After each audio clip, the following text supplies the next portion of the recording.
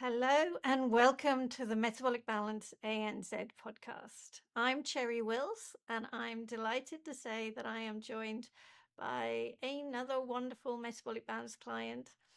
Gail Walker has joined me today. She worked with one of our practitioners in WA, Jane Porter. And hello to Gail. It's wonderful to talk to you. Hello to you too. It's pretty cool to be here. I love sharing my story. Excellent. So therefore, look, tell me how does your story kind of begin? Tell me what you were either, what were you experiencing? What led you to metabolic balance? I thought I was okay. I thought I was doing okay. Yeah. I thought my diet was good. I had a gym. I'm an exercise physiologist with a minor in nutrition. I thought I was all over it, right? And I didn't really have a weight issue, even though I guess I was starting to get a middle-aged spread, but I was 60. Okay. Yeah, I was just coming up to 60 at the time. And I thought, oh, maybe this is it. And anyway, in the gym, I wouldn't give nutritional advice. So when Jane had her program up and running, and I trust Jane, I love her to bits. So I would say, hey, Jane's got this program, give it a go. And so off they'd go, they'd give it a go, and they'd have these fabulous results. And then every now and again, someone would ask me, have you tried it? And I'm going, well, no, I haven't, but I've referred people and they've had fabulous results. And then after a while, I got, oh, what's the right word for it? I kind of got confronted by um, telling everybody else they needed this, and yet I hadn't tried it for myself. I was becoming very aware of my own limitations. Okay, interesting. It was. So I said to Jane, hey, let's give this a go. And I was Jane's worst nightmare because I'm a farmer's daughter. I I eat big meals and I've tried to cut them back as I've got older because I just don't need them. And but I still ate too much and I wasn't aware. I wasn't aware that there was a problem, right? I had tachycardia and I had asthma. Yep, and I had asthma. But I really wasn't aware that there was a problem with my diet.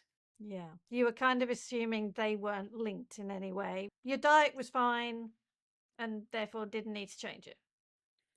No, no, except maybe not eat as much. Okay. Yeah. Yeah. Yeah, hopefully. Um, anyway, so I gave it a go. Jane did up the program for me, and I thought my life was coming to an end because I was starving all the time. Oh my goodness. I know, I know. And it was an emotional thing, right?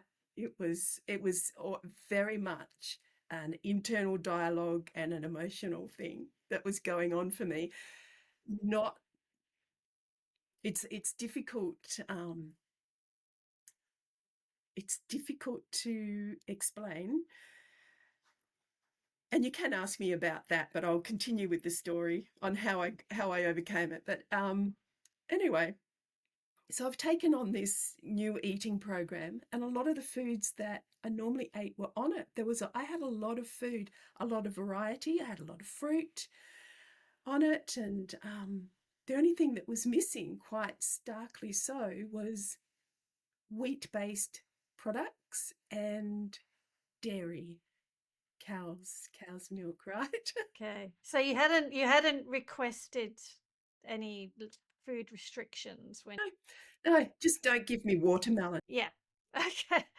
No. Yeah, I wasn't really worried about it. So farmer's daughter grew up wheat and dairy staples in my life, and so it kind of makes sense why I had asthma and tachycardia, inflammation, and so 4 weeks in, I've gotten over my first 2 weeks and Jane had just enough patience to deal with me, and I think there was a big sigh of relief at the end of the first 2 weeks. And I'm training. I'm at the gym. Well, I don't specifically do a lot for myself. I train with clients and I do a lot of demonstrations, and they like to challenge me. So I'll take them on these challenges. And I was doing a 500-meter row as a challenge. And I'm rowing and I'm feeling really cruisy about the whole thing. And at the end of it, I've looked at the time, and it's the best time I've ever done, ever, in a 500-meter row. And I didn't have Ventolin before I did it because it was a spur of the moment thing, right? So, and I've pulled up. I'm not. There was no dizziness, but then I didn't exert myself like I had the experience that I would normally have. There was nothing for me to overcome, and I recovered really quickly. And I just looked at my watch, my Fitbit, and it said my heart rate was, I can't remember, I think it was in the 140s. Now, prior to doing Metabolic Balance, my lactic acid threshold tested at university when I was doing one of my degrees was 195 beats per minute. So you get the tachycardia part of it, right? And I wouldn't even get puffed until my heart rate was at about 160, 165 beats per minute. And so when you're a 60-year-old and your generic heart rate is 120 minus your age is like 160, I was surpassing my heart rate max. But that's the tachycardia. And I'm looking at my watch, and I went, oh, that's really unusual. And then I've gone back through my I've gone back through my resting heart rate on my Fitbit, and my resting heart rate would be high 70s, early 80s. And there's just a long going back, and it was now high 60s, mid to high 60s for my resting heart rate, which wasn't a true resting heart rate because I didn't actually wear the watch to bed, but I put it on as soon as I got up, right? But it was giving you a very interesting pattern that then was like going, it was, you were like going, oh, what's happening here? Yeah, yeah. And then I'd get a cold, and the cold, like a regular cold, and the cold would last 2 or 3 days because by now we're coming into winter. So I started in April 2021. So I had my 60th in May, and I had a couple of weeks off, and then I continued on. And so we're getting into winter, and I get the regular cold, grandkids coming round and sharing their love with me. And the cold would last 2 or 3 days. Now, with an asthmatic, usually you have the cold symptoms and then you have a week of asthma symptoms. Well, that's my experience. None. Didn't have the excessive coughing, didn't have the excessive mucus that I normally have with a, I'm going to say something really gross to you just so that you get that you get the extent of the mucus that I'd get from a cold or hay fever. I would blow my nose in a tissue, and then I'd judge the weight of it by throwing it across the room to the bin. Now, if you try throwing a tissue, it goes nowhere. But if it's full of mucus with a bit of weight to it, But anybody with allergies and asthma and that kind of, you know, problems, they're going to relate to that, aren't they? they are. They are. So all of that disappeared. I lost some weight, and the other thing that showed up is I had an injury to my right hip when I was pregnant with my first child back in 1985, and it was ongoing, and my one of my quads felt like it was solid, like it was a lump of wood. And if I did certain things, it'd get very painful, be sleepless nights. I wouldn't be able to get comfortable. Physio didn't make a difference. Exercise didn't make a difference. I knew all the tricks of the trade, did not make a difference. Disappeared. The whole thing disappeared. All the pain, all the suffering, all the, oh my, my disappointment in that area disappeared. Yeah, that's incredible. And what time frame are we looking at here? Oh, 4 weeks. 4 weeks. I mean, I did have the 2 weeks in between. I did have the 2 weeks, but I didn't really go off. So I had 3 weeks, and then I had the 2 weeks where we went away on holidays of the family and Jane. We all went up to Broome and had a beautiful week. And then the next week I had a party. So there were kind of 2 weeks where I was off plan. If, but I didn't go off. I didn't really go off plan. I guess really the biggest difference was alcohol was added to the mix. You're having a few little friendly drinks, social drinks. Okay, yeah. A few and a little are probably an understatement, but it was a big fortnight. It was a beautiful fortnight. You came back from that and got straight back on your plan, and then we carried on sort of focusing and eating well. So all up, I'd say four solid weeks on the plan, and everything had just, even with that 2 weeks of alcohol and cake was probably the only thing off plan that I had. Delicious cake, and it was such a surprise to me because I hadn't really noticed. I hadn't really noticed that.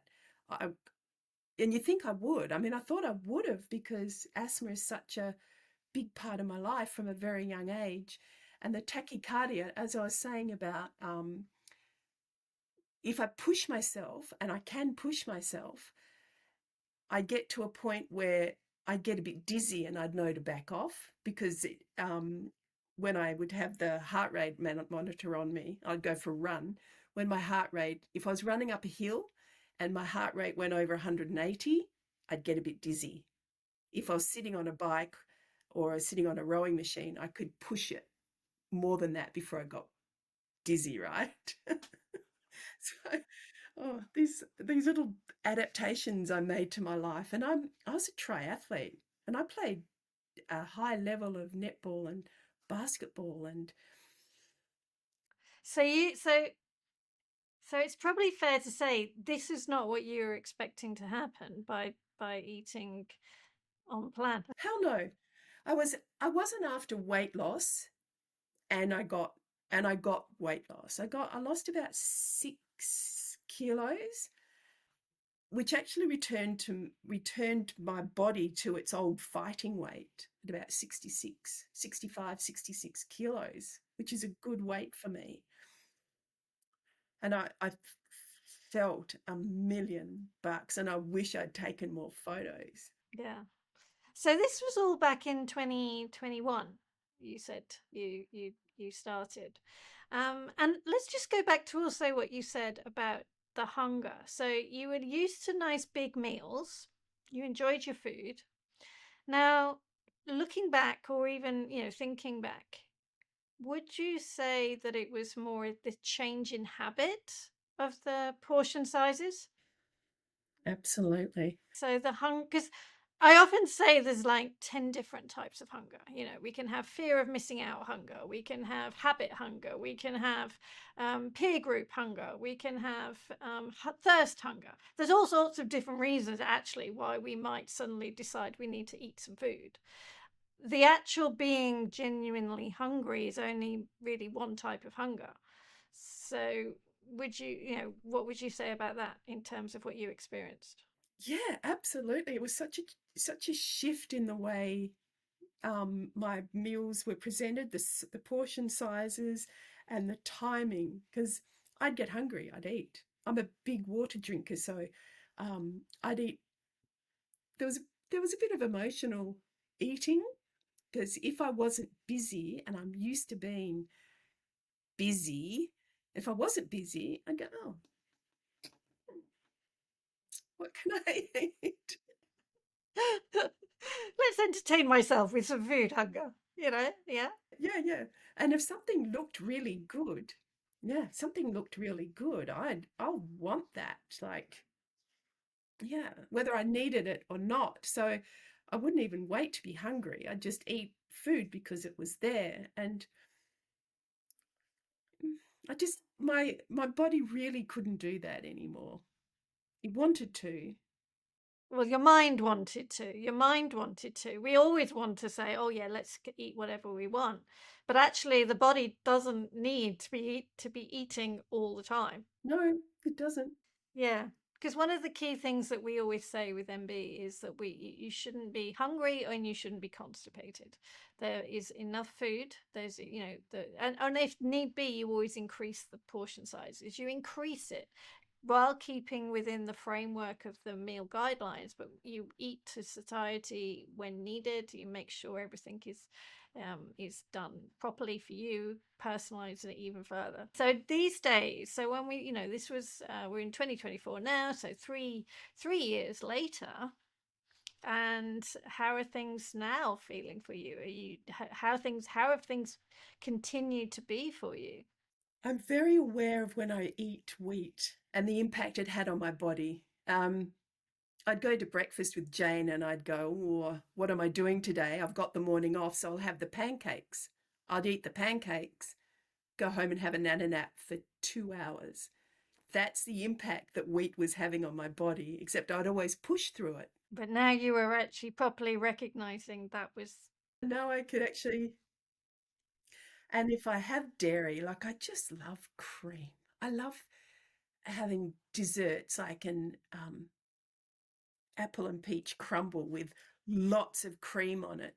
And I just have to deal with the fact that I can't talk for for a couple of hours because that's like everything's croaky and mucusy, and I'm very aware of that.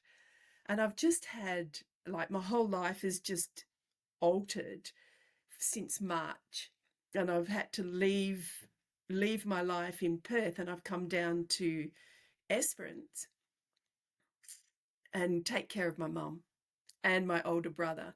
So everything has shifted, and I've noticed I still haven't created a routine, and I've been gonna start up again, and having access to things like yogurt, goat yogurt or sheep yogurt has been quite a challenge. And food is not as fresh or as plentiful here, if the staples, but what I like to eat and the is not readily available, and it's going to take a lot of planning for me because I just can't pop down to the local IGA or the um, it's there's IGAs here, but they're country town IGAs, and I've noticed I'm more tired. That could be a lot too with what's going on emotionally. But I guess if I'm supporting my adrenals with good quality food, then I'm not going to be as tired, and I'm going to cope a lot better. I've also had a long weekend in Melbourne with my beautiful boy, Toby, and we went out every night and breakfast every morning. And I ate some things and I'm not proud of, and they were delicious, so I don't regret it. Absolutely. Yeah, yeah. And I just need to now the goal for me is to and I've put on this weight. I'm not comfortable in my body. My body's not comfortable in my clothes. And I'm injuring myself. That's what I've noticed too, is my body will break down quicker. Yeah. So what I'm hearing as well is that you're recognizing that when you're following your MB plan, you feel great. You've got your plan in place, as in you can get it out anytime. And now you're recognizing you've been off plan for a bit and things are slowly not exactly how you'd like them to be. But you're going to get your plan out because that's the beauty of it, isn't it? You're going to get your plan out. You're going to sort it out. You know what to do. You know what to do ongoing. Yep. I think, I sometimes do have people say that um, when you look back, you can kind of look back at life before you did metabolic balance and after you did metabolic balance. It's that sort of a little bit of like a watershed moment. It's not like you didn't have the knowledge and you were just sort of winging it. You now have the knowledge and now you know what to do, but you still have a really nice balance in life. It's not about being perfect all the time, because who's perfect? Nobody's perfect. Never perfect. It's impossible. You just do what feels good, and then you know how to fix yourself when you need to. Well, I need a bit of a reset, so it's time. Yeah. Okay, awesome. Is there any sort of bits of advice if you were talking to somebody who says, do you know what, I'm thinking I need to, get myself much healthier and I'm thinking of metabolic balance? What would you say to them? It's the only way to go because it's taking you, like it's taking your bloods and it's generating a eating plan based upon what your body needs. There's no guesswork in it. There's simply no guesswork in it. And it's the only eating plan that I've come across that would match that. Something specifically designed for you. There's no one size fits all. I mean, even that the FODMAP um, way of eating is full of is full of landmines for people. Because there's all sorts of different protocols out there. We know there's tons of protocols, but envy isn't a protocol. It's actually just personalized food list. That's all we do. Yeah. So yeah, it's not a protocol as such at all. Yeah. No, and and like watching my clients go through it because I created the first 2 weeks where they weren't to exercise or get their heart rates up, but they didn't want to stop training. So I've created this program that allows them to go through a range of motion. So this is a collaboration that you put together with Jane Jane offers the metabolic balance and then you're supporting for an exercise point of view. Okay. I would notice a change in their bodies before they did. I'd notice the way they moved and the way they responded to exercise. Because when you get to a certain age, exercise doesn't work on you the same way as it did when you were 20 or 30. It shows up a little differently. Yeah, we're all aware of that. Yeah. Yeah, you really have to start getting smarter. And there's one person comes to mind. It didn't matter what I did with her, I could not make a difference to her strength, um, to her overall strength. Could not make a difference, which is really unusual. And she was only early 40s, I think, at the time. Really unusual. And she would do all the things, do everything I asked, and she'd do it well, except she wasn't getting fitter and she wasn't getting stronger. So I was unable to progress her. And I'm masterful at that. And so that was kind of a little bit Frustrating for everyone. yeah. And then she did metabolic balance and it was like, I've got this brand new person. There really wasn't anything she couldn't do. And her fitness levels just exploded, and her strength levels exploded, and her body went, ew. She was like half the size all the inflammation disappeared.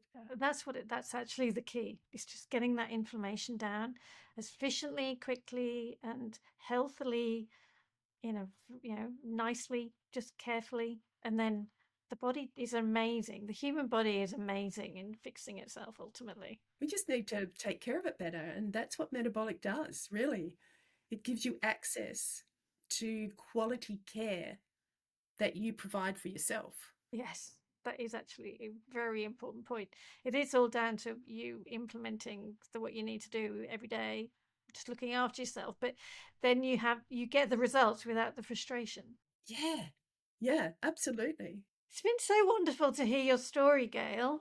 I'm fascinated, and I'm super pleased that how you've been able to, really make the most of it for you, and um, and share also your extra knowledge in supporting people as well. That's fantastic. It is the holistic approach. It's not just one thing as well. But when you get the building blocks in place, it's where you really see an acceleration in change. Absolutely. You create that solid foundation, and then who knows what's possible. So thank you ever so much. I really do appreciate you sharing your time and story with us today. And I'll also look forward to hearing further, how you go in the next 5, 10, 15 years. That's the benefits of MB. It keeps on giving. Yeah. I'm very, very present to what my mum's dealing with. And I'm 63, so uh, it's difficult to articulate.